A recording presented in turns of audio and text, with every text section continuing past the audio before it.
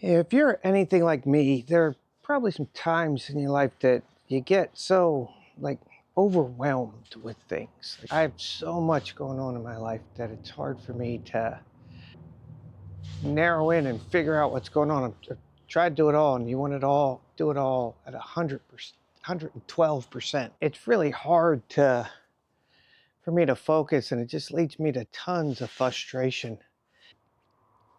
I got to thinking about when I was a kid.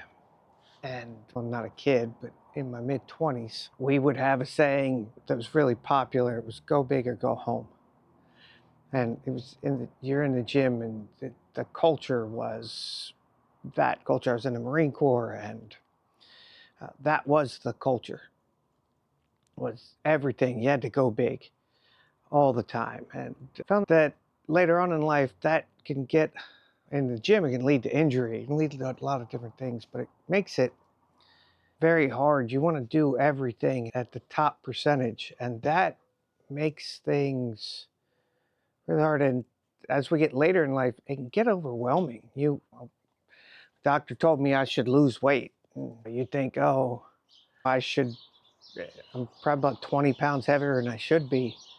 And when you think about, oh, losing 20 pounds and the time frame, and we talked about making little changes that would lead to habit building and things over time. And I think most things in life are so utterly overwhelming.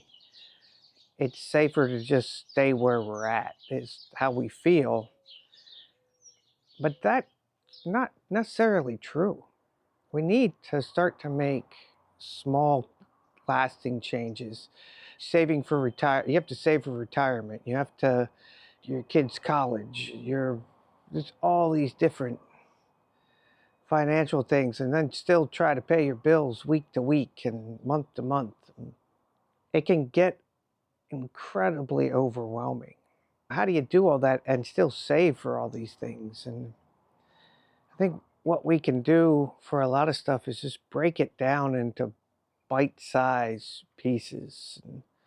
Maybe you can't work out for 2 or 3 hours a day you think you have to do, and you can't, but you can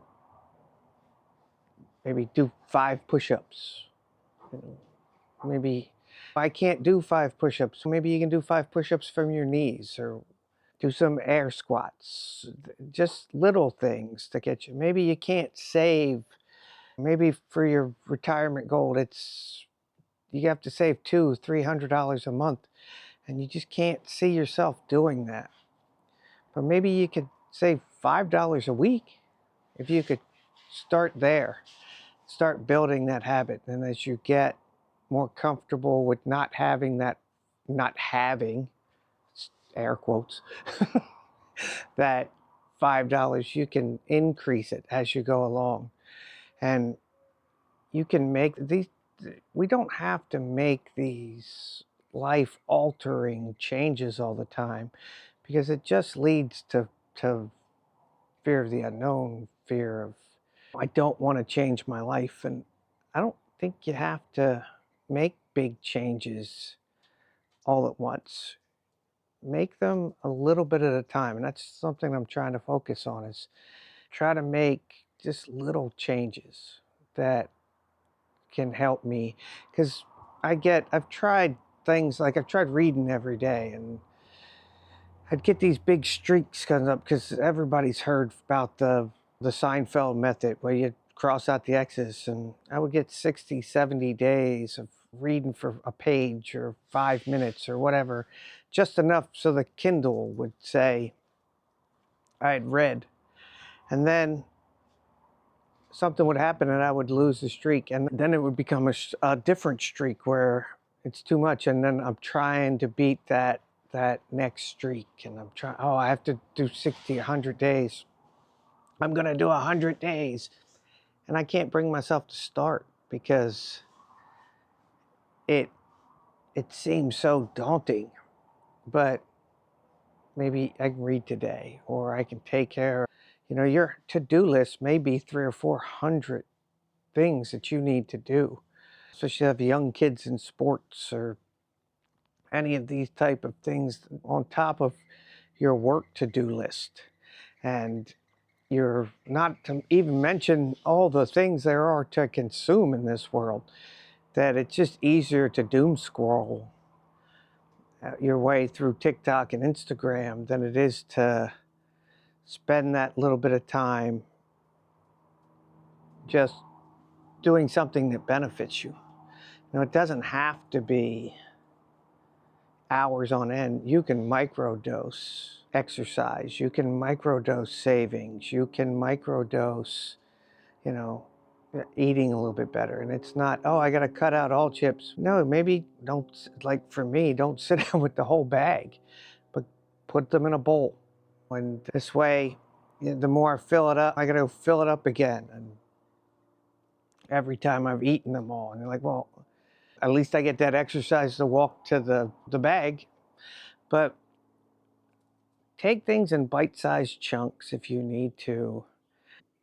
And maybe it's a gym habit. You just go to where you would exercise, that exercise space, whether it be in your home or it be do five, sit down on the bed and get up for 5 times right before you go to sleep, or just whatever it is to get yourself moving. And we all want for motivation to do things, and we wait for the right moment, the timing, and there's never a right time except for now. Maybe there's that old plant a tree. When's the best time to have a tree? Oh, 100 years ago. I wasn't around 100 years ago. I know that's surprising, but I wasn't around 100 years ago. I only showed up about half that time. But the best next time is now. And just find your way. Do a little thing. Save $5. Do these little bitty things to get yourself going. Because it doesn't have to be go run a 10K tomorrow and you haven't walked more than a mile, and you haven't walked more than, in my case, to the fridge in the last 3 years.